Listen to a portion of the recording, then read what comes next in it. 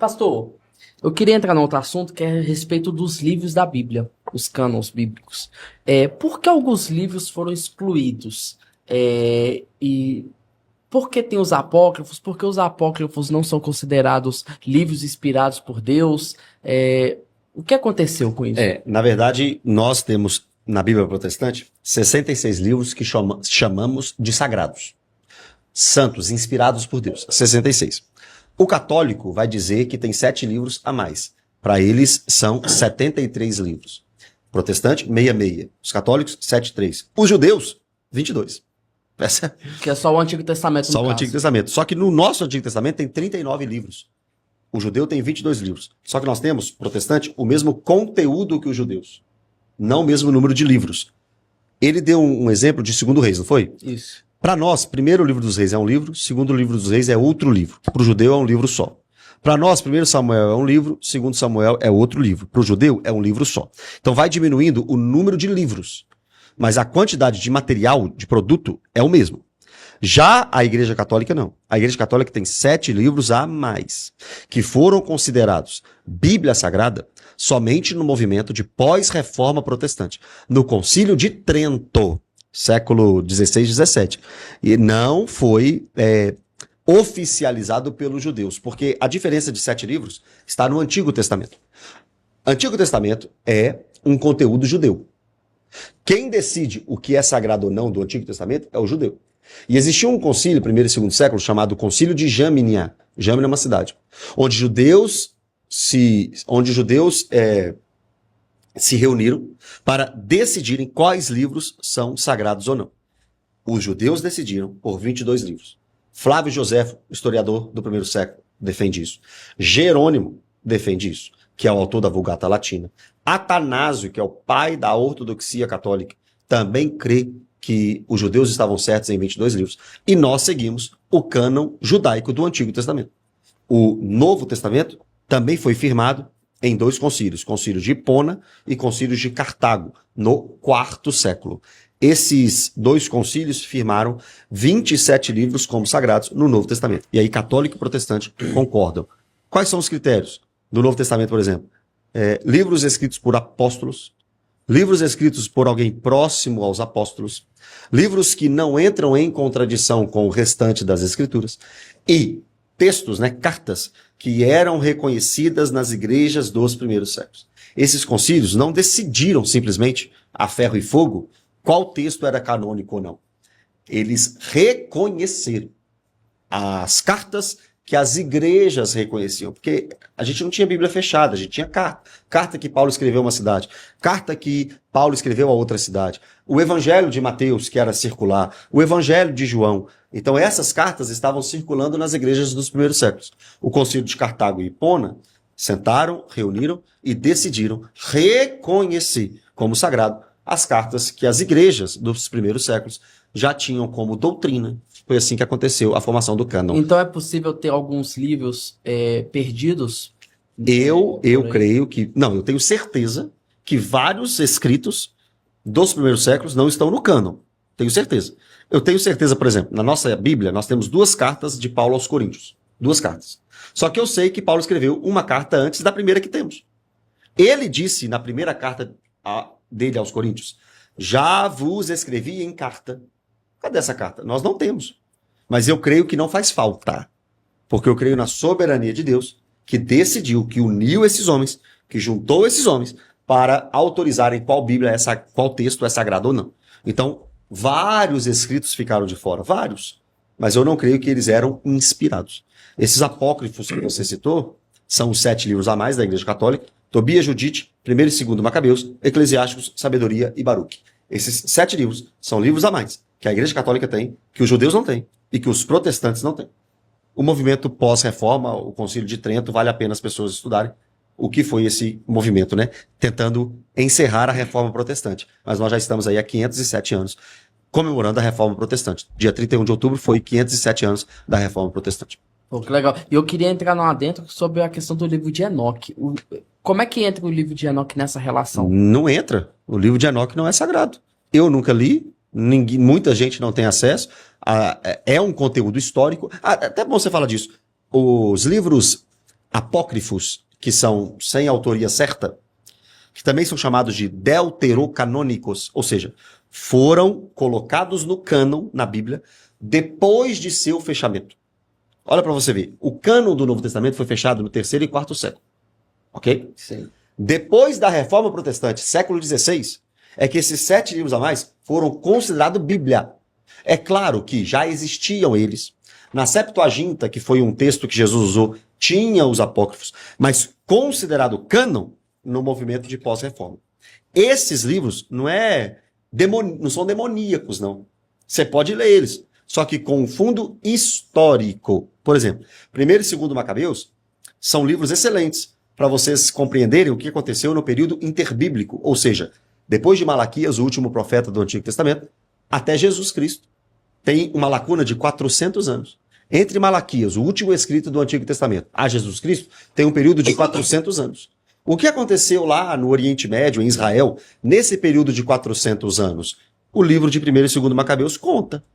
Eu só não entendo que eles são inspirados. Eles são históricos. Muita coisa é contra o restante da Bíblia. Mas num conteúdo histórico, vale a pena a leitura. O que ele é contra? Por exemplo, existem questões nos livros de Tobias, Judite, nesses apócrifos, sobre orações pelos mortos. Isso tudo é contra o restante das escrituras. Então são questões... Entra de contradição. Exato, em questões doutrinárias. Ó, legal. Ah, entendi. Entendi até o porquê de um motivo que eu vi um post, que eu até compartilhei com você, sobre oração aos mortos, de uma vertente do... vou falar aqui, do catolicismo. Eu vi um vídeo, aí a gente viu o vídeo e ficou achando interessante, né? Mas eu não pontuei o vídeo aqui nem para trazer para discussão. Mas enfim, agora eu vou para a pergunta aqui, que é: por que ser homossexual é uma abominação para Deus, sendo que não faz mal para ninguém? O amor entre pessoas do mesmo sexo não é válido? Não é válido. Faz mal sim. Faz mal ao homossexual, porque é um pecado. Em Gênesis 2, a Bíblia diz que Deus fez o homem... Olha só, Gênesis 2, 24. Por isso deixa o homem, o pai e a mãe, e se une à sua mulher, tornando-se os dois uma só carne. A lei de Deus é homem e mulher. Olha Romanos 1. Olha Romanos 1 que diz Romanos capítulo 1. Eu sou pautado pela Bíblia, não sou pautado pela atualidade. É um pecado, assim como mentir é pecado, assim como transar com animal é pecado, assim como transar com criança é pecado, assim como roubar aqui é pecado. Nós estamos cheios de pecados. A homossexualidade é um desses pecados. Olha só para você ver, Romanos capítulo 1, versículo 26. Por causa disso, os entregou Deus às paixões infames, porque até as mulheres mudaram o modo natural de suas relações íntimas por outro, contrário à natureza. Esse é o pecado. Contrário à natureza. Deus fez homem para se relacionar com mulher. Qual que é a prova disso? Pênis e vagina. Essa é a prova. Qual que é a prova disso? Um homem consegue reproduzir com outro homem? Não. Uma mulher consegue reproduzir com outra mulher? Não. Então, naturalmente, a natureza é homem com mulher. Semelhantemente, os homens também, deixando o contato natural da mulher, se inflamaram mutuamente em sua sensualidade, cometendo torpeza, homem com homem, e recebendo em si mesmo a merecida punição do seu erro. Do seu erro. Eu não sou transfóbico, homofóbico, eu sou cristão. E como cristão, eu tenho um manual de fé e prática. É a Bíblia. A Bíblia está dizendo que a sua prática é pecaminosa. Agora, eu te amo. E eu quero que você arrependa dos seus pecados. E se você for para a minha igreja, vou te abraçar, vou te tratar com respeito, mas está errado. 2 possibilidades podem acontecer se um homossexual se converter. A primeira, começar a gostar de mulher, que eu acho muito difícil. Segunda, lutar contra isso pro resto da vida. Isso eu já presenciei. Pessoas que amam a Jesus, mas que reconhecem que a homossexualidade é pecado e agora lutam 24 horas por dia contra a homossexualidade. É carregar a sua cruz, negar a si mesmo. Todos nós temos. Eu sou casado. Eu tenho que lutar contra o adultério a minha vida inteira. Não posso ter outra mulher daqui até o último dia da minha vida. Você solteiro não pode ter relação sexual antes do casamento. Vai ter que lutar até você casar. Ou se você não casar pro resto da sua vida, se você morrer sem casar, vai ter que lutar contra isso. Você que é um ladrão que está me assistindo aí, ama roubar dos outros, converteu, vai ter que lutar contra esse sentimento, contra essa vontade.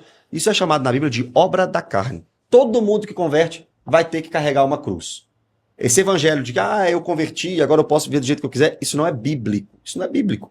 Todo mundo que converte vai ter que lutar contra as obras da carne. Todo mundo. Cara, eu tenho uma pergunta que é sobre o fim do mundo. Vou fugir um pouco daquilo. Tá bom, tá bom. Pastor Mateus, as pessoas que serão salvas, elas passarão pelo processo de arrebatamento ou arrebatamento secreto, ou todos passarão pela grande tribulação? São duas vertentes. Alguns acreditam, igual você está falando, que a igreja não passa pela grande tribulação. Outros acreditam que a igreja passa pela grande tribulação. Eu entendo que a igreja passa. Isso na teologia é pós-tribulacionismo. Eu sou um pós-tribulacionista. Eu entendo que a igreja, sim, passará pela grande tribulação. E o arrebatamento é junto com a segunda vinda de Cristo. Eu não acredito no arrebatamento secreto. Não tem alguns filmes aí chamados Deixados para Trás, por exemplo, onde nós estamos aqui, aí a qualquer momento as roupas ficam, 2 sobem, 2 ficam. Eu não entendo que é assim o arrebatamento. Eu entendo que a igreja passa pela grande tribulação, que a igreja vai sofrer a perseguição do anticristo. Mateus 24, Daniel capítulo 7, Apocalipse capítulo 13, 2 Tessalonicenses capítulo 2, 2 Tessalonicenses capítulo 1. Todos esses textos me apontam a igreja passando pela grande tribulação, sendo perseguida pelo anticristo. E no momento mais difícil dessa perseguição, Cristo vem em glória, vence os seus inimigos, somos arrebatados para o encontro com ele nos ares, e assim estaremos para sempre com o Senhor.